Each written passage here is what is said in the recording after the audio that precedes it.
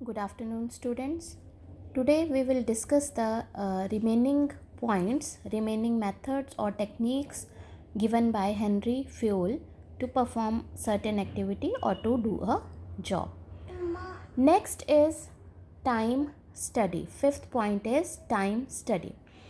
Now, the objective of this technique, हम Taylor ने ये मेथड क्यों दिया, ये टेक्निक क्यों दी, टाइम स्टडी। उसने कहा कि किसी भी एक्टिविटी को परफॉर्म करने के लिए, ठीक है, किसी भी जॉब को कंप्लीट करने के लिए जो भी टाइम रिक्वायर्ड है वो कैलकुलेट करना इम्पॉर्टेंट है। The objective of time study is time to know the time required to perform a job. किसी भी जॉब को करने के लिए कितना टाइम लगता है। Number of workers required to perform a job, उस जॉब को कंप्लीट करने के लिए कितना टाइम लगता है, कितने वर्कर्स रिक्वायर्ड हैं और कौन कौन सी कैटेगरी के वर्कर्स जो हैं वो रिक्वायर्ड हैं। इनएफिशिएंट वर्कर्स हैं, एफिशिएंट वर्कर्स हैं, वो देखना इम्पॉर्टेंट है। अब इस टाइम स्टडी को करने के लिए क्या प्रोसीजर उसने कहा फॉलो करने के लिए। Observe an average worker while performing job. हर वर्कर को ऑब्जर्व करना जब वो अपने जॉब पे है इम्पॉर्टेंट है। Note time which is taken by worker to complete the job. उसको ऑब्जर्व करके जो टाइम वो उस टास्क को पूरा करने के लिए ले रहा है वो नोट करना इम्पॉर्टेंट है। और फिर उसकी ऑब्ज़र्वेशन को, इसी ऑब्ज़र्वेशन को बार बार रिपीट करना, बार बार देखना जो है वो इम्पॉर्टेंट है। एटलीस्ट 100 टाइम्स वो देखना पड़ेगा। उसके बाद एवरेज टाइम आपने कैलकुलेट करना है। एवरेज टाइम मतलब एवरेज कितना टाइम लगता है उस टास्क को कंप्लीट करने में एक वर्कर को। Now this average time should be considered the time to perform the job. Suppose there are 100 workers, ठीक है, सब 100 वर्कर्स सेम काम कर रहे हैं, सेम जॉब कर रहे हैं, ठीक है। अब मैनेजमेंट की ड्यूटी है, सुपरवाइज़र की ड्यूटी है कि वो नोट डाउन करे कि हर वर्कर को कितना टाइम लगता है उस पर्टिकुलर टास्क को कंप्लीट करने में, ठीक है। तो मैक्सिमम लोग कितने टाइम में उस काम को कंप्लीट कर लेते हैं, that is average time. Now fixed target for workers. अब इस एवरेज टाइम को कंसिडर करके, देख के, वो एक टारगेट फिक्स करेगा वर्कर्स के लिए और उन्हें कहेगा कि this is the standard time, ठीक है, this is the average time और standard time to achieve the target. Now वो जो एवरेज टाइम है, ठीक है, जिसमें मैक्सिमम वर्कर्स जो हैं उस काम को कंप्लीट कर लेते हैं, वो स्टैंडर्ड टाइम बन जाएगा। अब वर्कर्स को ये कहा जाएगा कि ये एवरेज टाइम है, इस टारगेट को आपने अचीव करना है।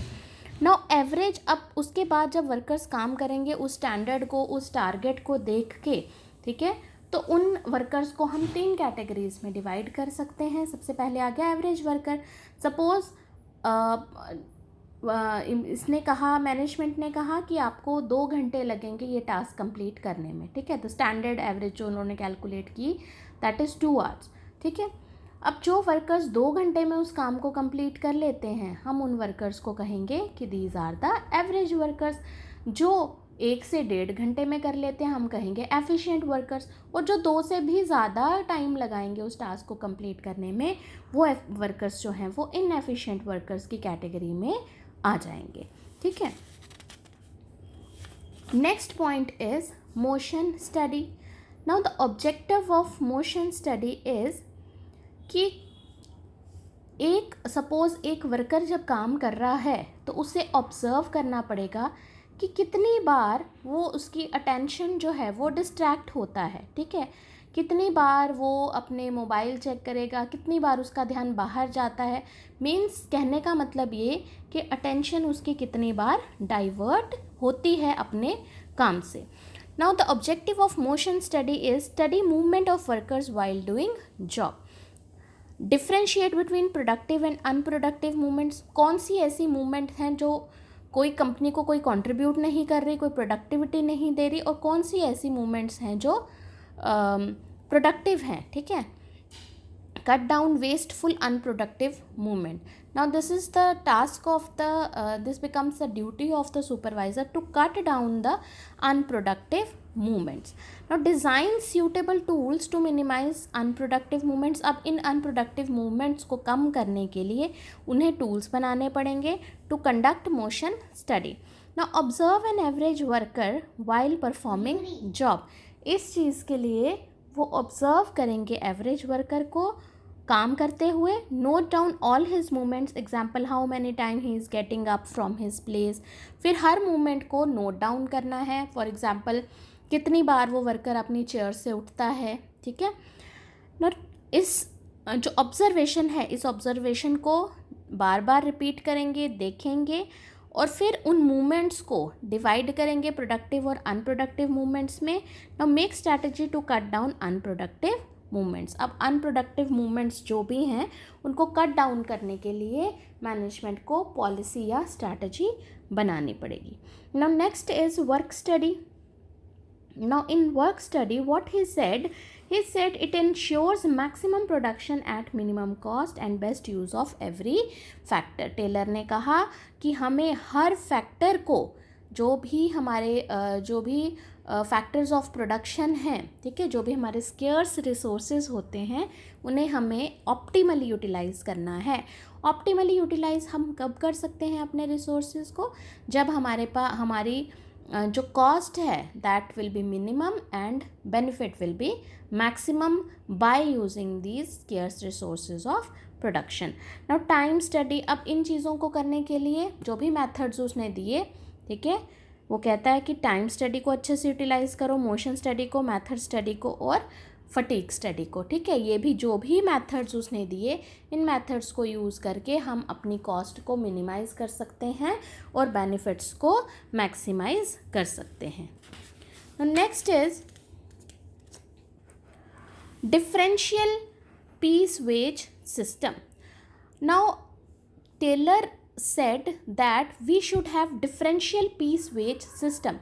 हमें अपने वर्कर्स को कैटेगराइज, जब हम कैटेगराइज कर देते हैं कि ये वर्कर्स एफिशिएंट हैं, ये इनएफिशिएंट हैं, उनको इम्प्रूव करने के लिए this is also a method to improve their productivity. उस प्रोडक्टिविटी को इम्प्रूव करने के लिए हम डिफरेंशियल पीस वेज सिस्टम जो है अपनी ऑर्गेनाइजेशन में रख सकते हैं. जो एम्प्लॉयज़ हमारे एफिशिएंट हैं, ठीक है, जो एफिशिएंट हैं उनके लिए हम डिफरेंट पीस वेज सिस्टम रख सकते हैं. जो इनएफिशिएंट हैं वो एफिशिएंट मैनेजर्स को, एफिशिएंट वर्कर्स को देख के, एम्प्लॉयज़ को देख के मोटिवेट होंगे कि उनको ज़्यादा इंसेंटिव मिल रहा है, तो वो भी मोटिवेट होके अच्छा काम करना शुरू कर देंगे. Now this technique insist on pay different wage rate to inefficient and efficient employees, extra wages to efficient employees. अब इससे क्या होगा, ये आप बोलो दो तरीके से ये काम करेगा. एक तो एफिशिएंट एम्प्लॉयज़ तो मोटिवेट होंगे ही, ठीक है, वो एफिशिएंट हैं, वो और ज़्यादा एफिशिएंट हो जाएंगे. और जो इनएफिशिएंट एम्प्लॉयज़ हैं वो भी मोटिवेट होंगे टू बिकम एफिशिएंट. ठीक है, उन्हें पता है कि एफिशिएंट वर्कर्स को ज़्यादा वेजेस मिलते हैं, तो उस चीज़ से मोटिवेट होके वो भी अच्छा काम करना शुरू कर देंगे. Now if payment is given according to number of units produced, for example production maximised होती है. टू कंडक्ट दिस स्टडी, उसने एक एग्जाम्पल दी, जिससे company must fixed standard wage rate to produce target. Company ने एक टारगेट फिक्स कर दिया है कि हर यूनिट का, ठीक है, हर यूनिट ऑफ प्रोडक्शन का एम्प्लॉय को 50 रुपीज़ जो है वो मिलेगा. नाउ 50, अगर वो 10 यूनिट्स बनाता है तो उसे 500 रुपीज़ डेली मिलेंगे. Now high wage rate, company ने कहा कि अगर कोई एम्प्लॉय, ठीक है, 50 की जगह 60 यूनिट्स जो है वो प्रोड्यूस करता है, ठीक है, 50 की जगह 60 यूनिट्स प्रोड्यूस करता है, तो 10 रुपीज़ की जगह उसे 12 रुपीज़ पर यूनिट मिलेंगे. ठीक है, इसका मतलब क्या है कि if production increases the rate per unit of production will also increase. तो 50 की जगह 60 यूनिट्स प्रोड्यूस किए तो 10 की बजाय उसे 12 रुपीज़ जो हैं वो मिल जाएंगे. Who produce more than standard target is 50 units and the standard rate is 10 per unit. अब उसने 10 पर यूनिट से 12 रुपीज़ जो है वो इंक्रीज़ कर दिया, तो उसे 60 पर यूनिट के 60 रुपीज़ पर यूनिट के हिसाब से जो है 720 रुपीज़ जो हैं वो उसे मिल जाएंगे। नाउ सपोज़ जैसे ये एफिशिएंट वर्कर है, इनएफिशिएंट वर्कर भी होगा। सपोज़ वो 50 की बजाय 40 जो है 10 की बजाय 8 यूनिट्स ही प्रोड्यूस कर पाता है, ठीक है। इसने इसे 10 की जगह 12 यूनिट्स प्रोड्यूस किए, ठीक है। इसने 10 की जगह बढ़ाने के 10 भी नहीं किए और 8 किए, ठीक है। तो अगर कोई एम्प्लॉई स्टैंडर्ड यूनिट्स से कम प्रोड्यूस करेगा तो उसके जो हैं पर यूनिट जो है उसे कॉस्ट जो है वो कम मिलेगी, वेजेस जो हैं वो कम मिलेंगे। तो 40 रुपीज़ पर यूनिट उसने टारगेट किया। Who produce less than standard target, ये 3 कैटेगरीज उसने बना दी। जो फिक्स्ड यूनिट्स प्रोड्यूस करता है, जो 10 यूनिट्स प्रोड्यूस करेगा उससे 50 रुपीज़ पर यूनिट पेमेंट होगी। जो 10 से ज़्यादा करेगा उसे 12 रुपीज़ पर यूनिट, और जो 10 से कम करेगा उसे 8 रुपीज़ पर यूनिट के हिसाब से पेमेंट जो है वो होगी। तो इस केस में 40 रुपीज़ पर यूनिट उसने रखा। Who produce less than standard targets, इसने 8 ही यूनिट्स बनाए तो इसे 320 रुपीज़ मिले। नाउ व्हाट विल हैपन, अब ये सब चीज़ें देख के वर्कर्स जो हैं वो मोटिवेट होंगे कि मुझे पूरे दिन में सिर्फ 320 रुपीज़ मिल रहे हैं, एवरेज वर्कर को 500 रुपीज़ मिल रहे हैं और एफिशिएंट वर्कर को 720 रुपीज़। सी द डिफरेंस, ठीक है। तो उस चीज़ को कवर अप करने के लिए वो मोटिवेट होके एफिशिएंटली काम करना स्टार्ट कर देंगे। Now last technique is mental revolution. ये पॉइंट हमने पहले भी डिस्कस किया। मेंटल रेवोल्यूशन बहुत इंपॉर्टेंट है। उसने स्ट्रेस दिया, प्रिंसिपल्स में हमने ये पॉइंट किया था कि मेंटल रेवोल्यूशन एम्प्लॉयज़ के माइंड की भी होनी चाहिए और वर्कर्स के माइंड की मैनेजमेंट के माइंड की भी मेंटल रेवोल्यूशन इम्पॉर्टेंट है। Again I am telling you, organisation is divided into 2 groups, workers and managers. और what workers think? They think that we are always exploited, we are always underpaid. Management क्या कहती है कि हम जितनी payment कर रहे हैं वर्कर्स उससे कम काम कर रहे हैं, वो हमारी इक्विपमेंट्स भी ख़राब कर देते हैं, they are lazy, they are overpaid, like this. So Taylor suggested that there is need to change in the mental attitude, mental thinking of workers and management towards each other. Now what management should try? They should try to develop positive thinking, cooperation between both the management as well as the workers. They should realize that they are dependent upon each other. For example, management cannot run their activities without employees, and employees cannot get anything without the help of the management. Now management should share a part of company's profit with workers. अगर workers जो हैं वो अच्छा contribute कर रहे हैं, if they are working efficiently in an organisation, they are giving maximum to the organisation, the profit of the organisation should be shared with the workers.